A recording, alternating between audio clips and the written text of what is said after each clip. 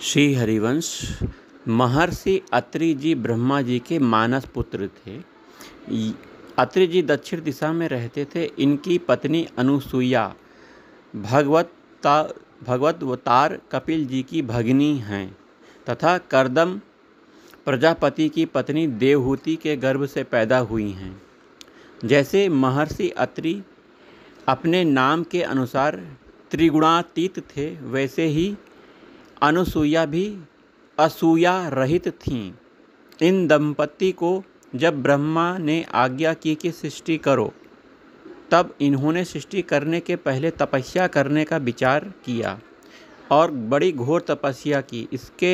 इनके तप का लक्ष्य संतानोत्पादन नहीं था, बल्कि इन्हीं आँखों से भगवान का दर्शन प्राप्त करना था।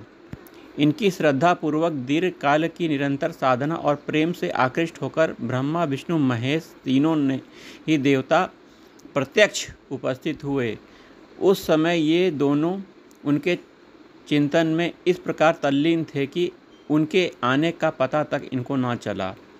जब इन्होंने ही इन्हें जगाया, तब ये उनके चरणों में गिर गए। किसी प्रकार संभल कर उठे और गदगद वाणी से उनकी स्तुति करने लगे। इनके प्रेम, सच्चाई और निष्ठा को देखकर उन्हें बड़ी प्रसन्नता हुई। उन्होंने वरदान मांगने को कहा। इन दंपति के मन में अब संसारिक सुख की इच्छा तो थी ही नहीं, परंतु ब्रह्मा जी की आज्ञा थी सृष्टि करने की, और वे इस समय सामने ही उपस्थित थे। तब इन्होंने और कोई दूसरा वरदान न मांगकर उन्हीं तीनों को पुत्र रूप में मांगा। भक्ति परवश भगवान ने उनकी प्रार्थना स्वीकार करते हुए एवमस्तु कह दिया। समय पर तीनों ही इनके पुत्र रूप में अवतार ग्रहण किए।